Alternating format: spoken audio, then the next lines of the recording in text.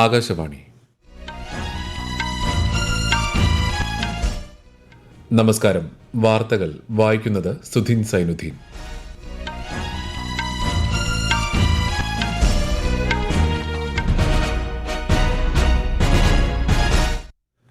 പ്രധാന വാർത്തകൾ. 3 ദിവസത്തെ അമേരിക്കൻ സന്ദർശനം പൂർത്തിയാക്കി പ്രധാനമന്ത്രി നരേന്ദ്രമോദി ന്യൂഡൽഹിയിൽ തിരികെയെത്തി.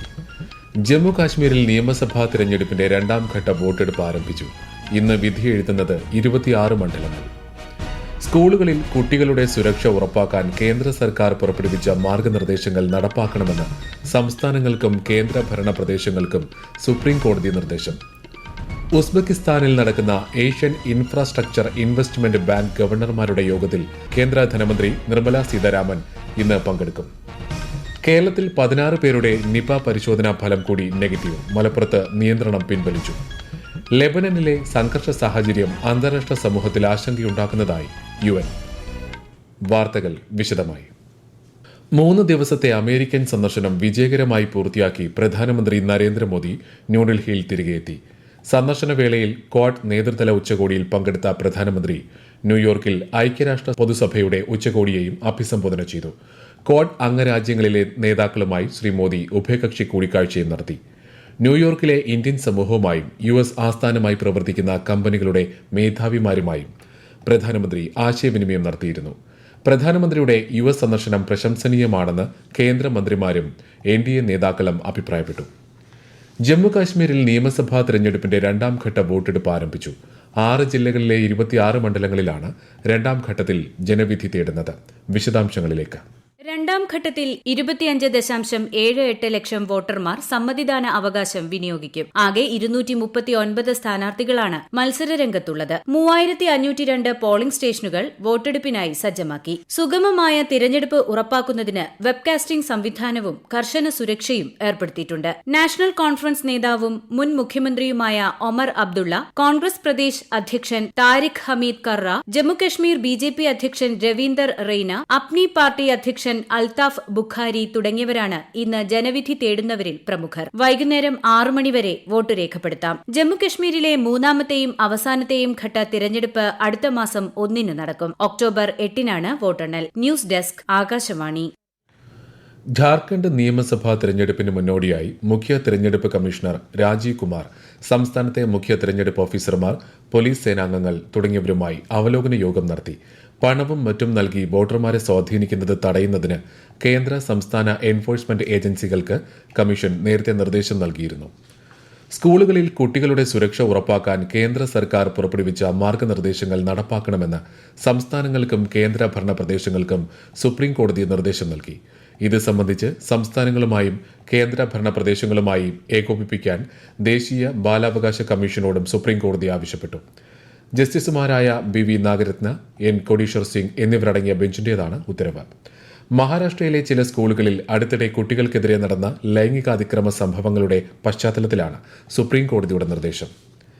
കേന്ദ്ര ധനമന്ത്രി നിർമ്മല സീതാരാമൻ ഉസ്ബെക്കിസ്ഥാൻ വ്യാപാര മന്ത്രി ലാസിസ് കുദ്രത്തോവുമായി ഉസ്ബെക്കിസ്ഥാനിലെ സമർഖണ്ഡിൽ കൂടിക്കാഴ്ച നടത്തി. ഇന്ന് നടക്കുന്ന ഏഷ്യൻ ഇൻഫ്രാസ്ട്രക്ചർ ഇൻവെസ്റ്റ്മെന്റ് ബാങ്ക് ഗവർണർമാരുടെ യോഗത്തിന് മുന്നോടിയായാണ് കൂടിക്കാഴ്ച നടത്തിയത്. ഉഭയകക്ഷി വ്യാപാരം, പുനരുപയോഗ ഊർജ്ജം എന്നീ മേഖലകൾ സംബന്ധിച്ച് ഇരുവരും ചർച്ച ചെയ്തു. ഇന്ത്യ ഉസ്ബെക്കിസ്ഥാൻ ഉഭയകക്ഷി നിക്ഷേപ ഉടമ്പടിയുമായി ബന്ധപ്പെട്ട കരാറിന്റെ വിജയം ഇരുമന്ത്രിമാരും അംഗീകരിച്ചതായി ധനമന്ത്രാലയം അറിയിച്ചു. റുപേ കാർഡും UPI സംവിധാനവും ഉൾപ്പെടെ ഇന്ത്യയിലെ ഡിജിറ്റൽ ഇടപാടുകളെക്കുറിച്ചും ചർച്ച നടന്നതായി മന്ത്രാലയം പ്രസ്താവനയിൽ പറഞ്ഞു. ത്രിപുരയിൽ national liberation front of Tripura, all Tripura tiger force എന്നീ തീവ്രവാദ സംഘടനകളിൽ പ്രവർത്തിച്ച 500-ലധികം പേർ കീഴടങ്ങി. ആയുധങ്ങളും വെടിക്കോപ്പുകളും സംഘം സർക്കാരിന് കൈമാറി.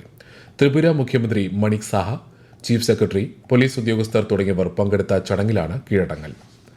ഉത്തർപ്രദേശ് രാജ്യാന്തര വ്യാപാര മേള ഉപരാഷ്ട്രപതി ജഗ്ദീപ് ധൻകർ ഇന്ന് ഉദ്ഘാടനം ചെയ്യും.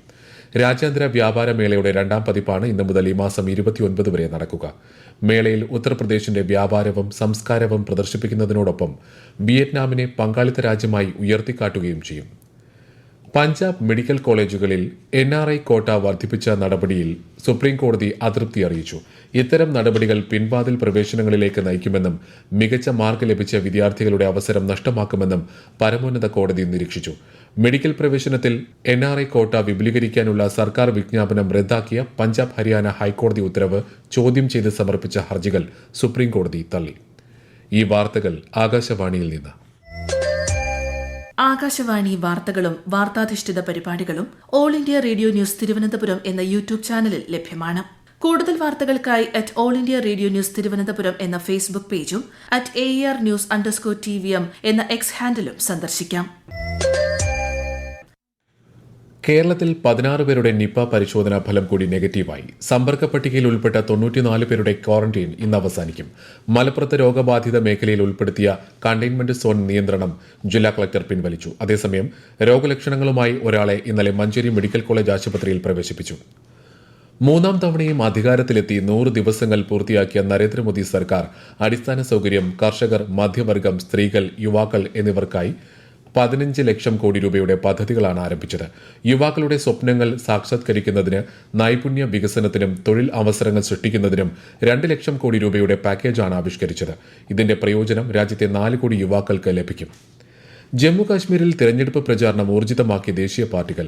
കോൺഗ്രസിന്റെ മുതിർന്ന നേതാവ് രാഹുൽ ഗാന്ധി ഇന്ന് ഉച്ചയ്ക്ക് JK റിസോർട്ട് ഗ്രൌണ്ടിൽ നടക്കുന്ന റാലിയിൽ പങ്കെടുക്കുമെന്ന് ജമ്മു കാശ്മീർ പാർട്ടി വൃത്തങ്ങൾ അറിയിച്ചു. കോൺഗ്രസ് നാഷണൽ കോൺഫറൻസ് സഖ്യമാണ് ഇത്തവണ ജമ്മു കാശ്മീരിൽ നിയമസഭാ തെരഞ്ഞെടുപ്പിൽ മത്സരിക്കുന്നത്.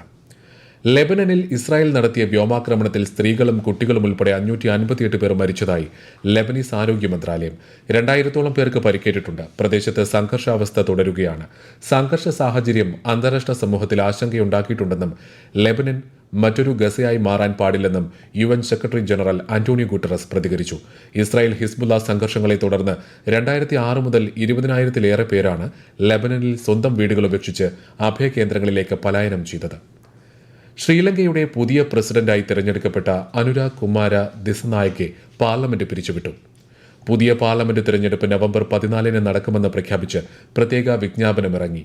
അടുത്ത മാസം 4 മുതൽ 11 വരെ നാമനിർദ്ദേശ പത്രികകൾ സമർപ്പിക്കാം. 2020 ഓഗസ്റ്റിലാണ് രാജ്യത്തെ ഏറ്റവും ഒടുവിലായി പൊതുതെരഞ്ഞെടുപ്പ് നടന്നത്. രാജ്യത്ത് ശനിയാഴ്ച വരെ കൊങ്കൺ മേഖല, ഗോവ, മധ്യ മഹാരാഷ്ട്ര, ഗുജറാത്ത്, മധ്യപ്രദേശ് എന്നിവിടങ്ങളിൽ അതിശക്തമായ മഴയ്ക്ക് സാധ്യതയുണ്ടെന്ന് കേന്ദ്ര കാലാവസ്ഥാ വകുപ്പ്. കേരളത്തിൽ 3 ജില്ലകളിൽ ഇന്ന് മഞ്ഞ ജാഗ്രത പ്രഖ്യാപിച്ചു. കേരള, കർണാടക, ലക്ഷദ്വീപ് തീരങ്ങളിൽ മത്സ്യബന്ധനത്തിന് വിലക്ക്. കായിക വകുപ്പിന്റെ ഒരു സ്കൂൾ ഒരു ഗെയിം പദ്ധതിക്ക് ഇന്ന് തിരുവനന്തപുരം തൈക്കാട് ഗവൺമെന്റ് മോഡൽ HSSൽ തുടക്കമാകും. പദ്ധതിയുടെ ഭാഗമായി സ്പോർട്സ് ബിസിനസ് രംഗത്തെ പ്രമുഖരായ ഡെക്കത്ലോണുമായി സഹകരിച്ചുള്ള സ്പോർട്സ് കിറ്റ് വിതരണ ഉദ്ഘാടനം കായിക മന്ത്രി വി അബ്ദുറഹ്മാൻ നിർവഹിക്കും. ജനുവരിയിൽ നടന്ന കായിക ഉച്ചകോടിയിൽ ഡെക്കത്ലോണുമായി ഉണ്ടാക്കിയ ധാരണ പ്രകാരമാണ് സ്പോർട്സ് കിറ്റ് വിതരണം. മലമ്പുഴ അണക്കെട്ടിലെ ജലനിരപ്പ് ക്രമീകരിക്കുന്നതിന്റെ ഭാഗമായി സ്പിൽവേ ഷട്ടറുകൾ ചെറിയ തോതിൽ തുറക്കുമെന്ന് അധികൃതർ അറിയിച്ചു. മുക്കൈപ്പുഴ, കൽപ്പാത്തിപ്പുഴ, ഭാരതപ്പുഴ എന്നിവയുടെ തീരത്ത് താമസിക്കുന്നവർ ജാഗ്രത പാലിക്കണമെന്നും നിർദ്ദേശമുണ്ട്. ഇന്ത്യൻ തീരസംരക്ഷണ സേനയുടെ കമാൻഡേഴ്സ് കോൺഫറൻസിന്റെ 41ാം പതിപ്പ് ന്യൂഡൽഹിയിൽ രാജ്യരക്ഷാമന്ത്രി രാജ്നാഥ് സിംഗ് ഉദ്ഘാടനം ചെയ്തു. വിശാലമായ സമുദ്രാതിർത്തിയുള്ള രാജ്യത്തിന്റെ മുൻനിര കാവൽക്കാരാണ് ഇന്ത്യൻ തീരസംരക്ഷണ സേനയെന്ന് രാജ്യരക്ഷാമന്ത്രി പറഞ്ഞു. തീവ്രവാദം, ആയുധക്കടത്ത്, മയക്കുമരുന്ന് വ്യാപാരം, മനുഷ്യക്കടത്ത് തുടങ്ങിയവ തടയുന്നതിൽ സമാനതകളില്ലാത്ത പ്രവർത്തനമാണ് തീരസംരക്ഷണ സേന കാഴ്ചവെക്കുന്നതെന്നും അദ്ദേഹം പറഞ്ഞു. അതിവേഗം വികസിക്കുന്ന ഭൌമരാഷ്ട്രീയ പ്രദേശങ്ങളുടെയും സമുദ്ര സുരക്ഷാ വെല്ലുവിളികളുടെയും പശ്ചാത്തലത്തിൽ തന്ത്രപരവും ഭരണപരവുമായ വിഷയങ്ങൾ സമ്മേളനത്തിൽ ചർച്ചയായി. ആഗോള ഭക്ഷ്യപാനീയ വ്യവസായ പ്രദർശന വിപണന മേള ഗൾഫ് ഫുഡ് ഗ്രീൻ ഇവന്റിന് ദുബായ് വേദിയാകും. വേൾഡ് ട്രേഡ് സെന്ററിൽ നടക്കുന്ന പരിപാടിയിൽ ഭക്ഷ്യപാനീയ വ്യവസായ മേഖലയിലെ അന്താരാഷ്ട്ര കമ്പനികൾ പങ്കെടുക്കും. പ്രധാന വാർത്തകൾ വീണ്ടും. 3 ദിവസത്തെ അമേരിക്കൻ സന്ദർശനം പൂർത്തിയാക്കി പ്രധാനമന്ത്രി നരേന്ദ്രമോദി ന്യൂഡൽഹിയിൽ തിരികെയെത്തി. ജമ്മു കാശ്മീരിൽ നിയമസഭാ തെരഞ്ഞെടുപ്പിന്റെ 2ാം ഘട്ട വോട്ടെടുപ്പ് ആരംഭിച്ചു. ഇന്ന് വിധി എഴുതുന്നത് 26 മണ്ഡലങ്ങൾ. സ്കൂളുകളിൽ കുട്ടികളുടെ സുരക്ഷ ഉറപ്പാക്കാൻ കേന്ദ്ര സർക്കാർ പുറപ്പെടുവിച്ച മാർഗനിർദ്ദേശങ്ങൾ നടപ്പാക്കണമെന്ന് സംസ്ഥാനങ്ങൾക്കും കേന്ദ്ര ഭരണ പ്രദേശങ്ങൾക്കും സുപ്രീം കോടതി നിർദ്ദേശം. ഉസ്ബെക്കിസ്ഥാനിൽ നടക്കുന്ന ഏഷ്യൻ ഇൻഫ്രാസ്ട്രക്ചർ ഇൻവെസ്റ്റ്മെന്റ് ബാങ്ക് ഗവർണർമാരുടെ യോഗത്തിൽ കേന്ദ്ര ധനമന്ത്രി നിർമ്മല സീതാരാമൻ ഇന്ന് പങ്കെടുക്കും. കേരളത്തിൽ 16 പേരുടെ നിപ പരിശോധനാ ഫലം കൂടി നെഗറ്റീവ്. മലപ്പുറത്ത് നിയന്ത്രണം പിൻവലിച്ചു. ലെബനനിലെ സംഘർഷ സാഹചര്യം അന്താരാഷ്ട്ര സമൂഹത്തിൽ ആശങ്കയുണ്ടാക്കുന്നതായി UN. വാർത്തകൾ കഴിഞ്ഞു. അടുത്ത വാർത്താ പ്രക്ഷേപണം ഉച്ചയ്ക്ക് 12:30.